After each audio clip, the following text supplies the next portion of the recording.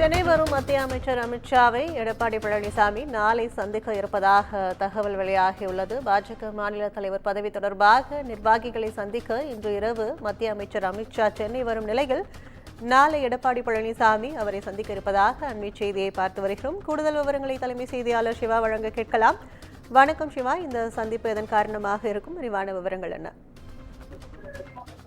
நாளை தினம் மத்திய உள்துறை அமைச்சர் அமித்ஷா சென்னை வருகிறார். அதாவது இன்று நள்ளிரவே அவர் சென்னை வருகிறார்.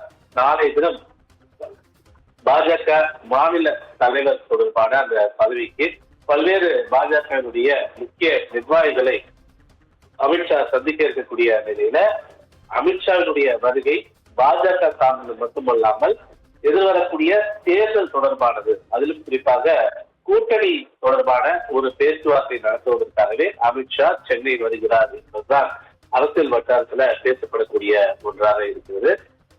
இதனுடைய அடுத்த கட்டம் தான் நாளை தினம் அமித்ஷாவை சென்னையில் வைத்து அதிமுக பொதுச் செயலாளர் எடப்பாடி பழனிசாமி சந்திக்க இருப்பதாக தகவல் வெளியாகி இருக்கிறது.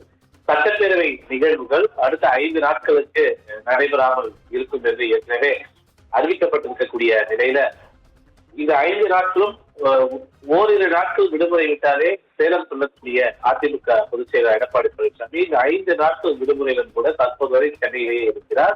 அதன் மட்டுமல்லாமல் நாளை தினம் இவர் அமித்ஷாவை சந்திக்க திட்டமிட்டிருப்பதாகவும் அமித்ஷா அவருக்கான நேரத்தை ஒதுக்கி இருப்பதாகவும் தகவல்கள் வெளியாகி இருக்கின்றன. இவருடைய சந்திப்பின் போது அதிமுக பாஜக கூட்டணி தொடர்பான பேச்சுவார்த்தை நடைபெறும் என்று எதிர்பார்க்கப்படுகிறது. நீண்ட நாட்களாகவே அமித்ஷாவை சந்திப்பதற்கு ஓபிஎஸ் தரப்பிலிருந்து நேரம் கேட்கப்பட்டு வரக்கூடிய நிலையில தற்போது வரை அதற்கான நேரம் ஒதுக்கப்படவில்லை. எடப்பாடி பழனிசாமி டெல்லியில் வைத்து அமித்ஷாவை சந்திக்கும் போதே பல்வேறு கெடுபிடிகள் அவர் தரப்பிலிருந்து பல்வேறு கோரிக்கைகள் வைக்கப்பட்டதாகவும் அதுல மிக முக்கிய கோரிக்கை என்பது அதிமுக தன்னுடைய தலைமையில் தான் இயங்கும், இதுல ஓபிஎஸ்க்கு இடமில்லை.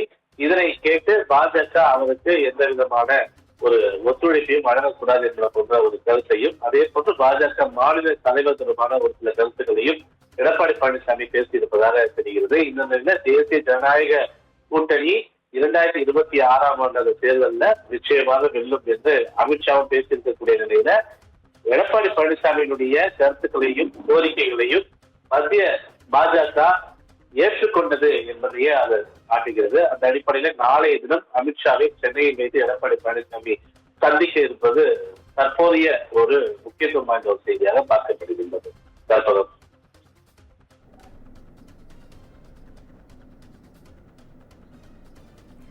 விரிவான விவரங்களுக்கு நன்றி சிவா.